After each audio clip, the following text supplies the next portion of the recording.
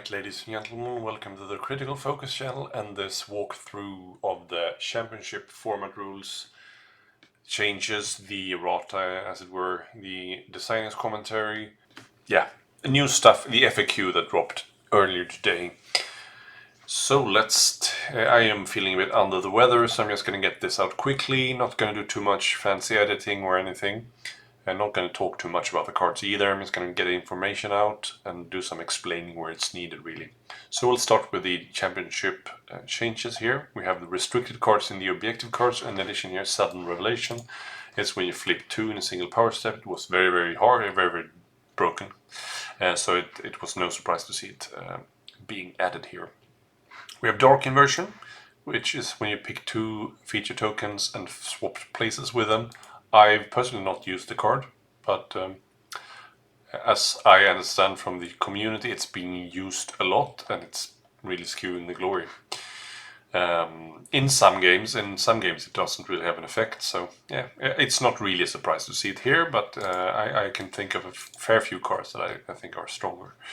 Death Soldiers is a power card for Death Alliance, which you play in your power step, and then you can use a reaction in the following activation to reduce damage as a reaction. I don't think that's super broken or strong, but yeah, okay. A bit of a surprise. I'm not going to go on a long tantrum about how I feel about these cards. Instinctive Shield is an upgrade, which lets you place a shield counter on your fighter card, or 2 if you're a wizard. Shrewd Wits is a reaction you use after you resolve a scatter ability to push your fighter 2 hexes. Also a bit of a surprise, to be honest. Silent Ring is +1 dice if you have 2 Silent Relics, and you can use a reaction to card draw if you have 3 or less power cards, and that's not really a surprise. It's been strong for a long time. It's Diachasm card, so probably won't stay around for so long anyway. But it's probably warranted. We have Alternating Strikes for the Exiled Dead, which is do 2 attacks in the single activation, which was very dirt easy for them, obviously. But then we also have Searching Tide for Elthing Soul Raid, which is the second move activation with the same move action with the same fighter in the same round. I mean, it's strong and easy in first and especially first round.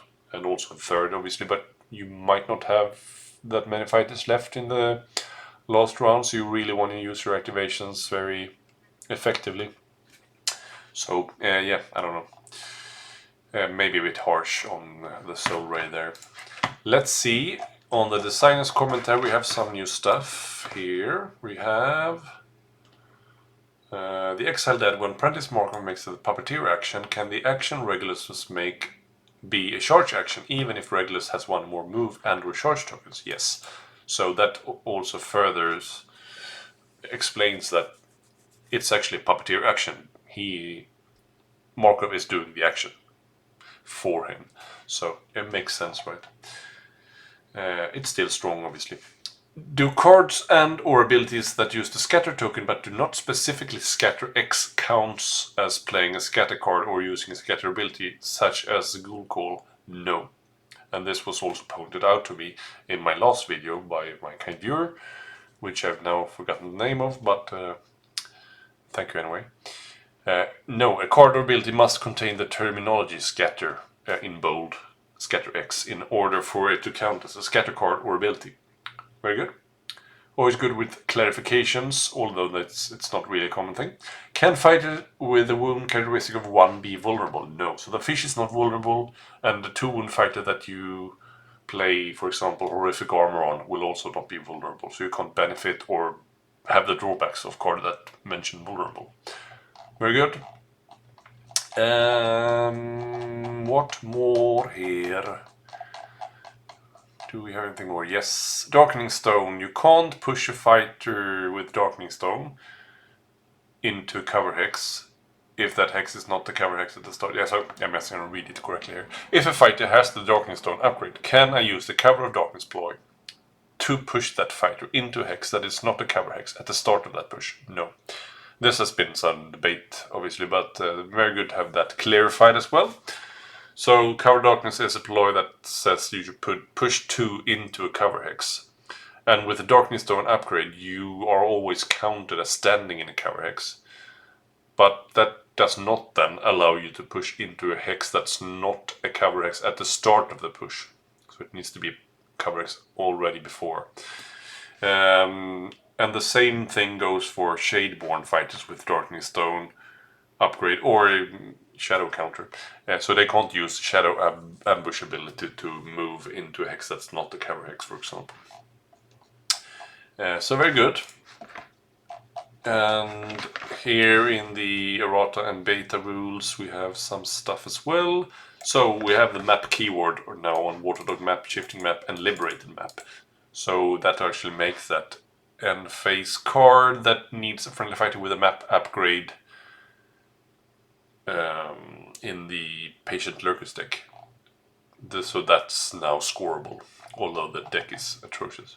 So we have beta rules for the Exile Dead, and this is big news. Reactions cannot be used during this action. You should delete that sentence from the cards. And I really like that, because that was just very, very bad news for some warbands that rely heavily on reactions. So I hope that sticks as a general rule. And then we have also for Morgok's Crashes, instead of inspiring when they have 2 WOG counters, they now inspire when they remove 2 WOG counters in the inspire step. So that feels off to me. I think they have already been hit quite harshly with 2 search cards being restricted. No, not 2, yes, 1, right? And some other cards, like an upgrade Inure to Pain and stuff like that. So I think that's maybe a bit harsh here on Morgok.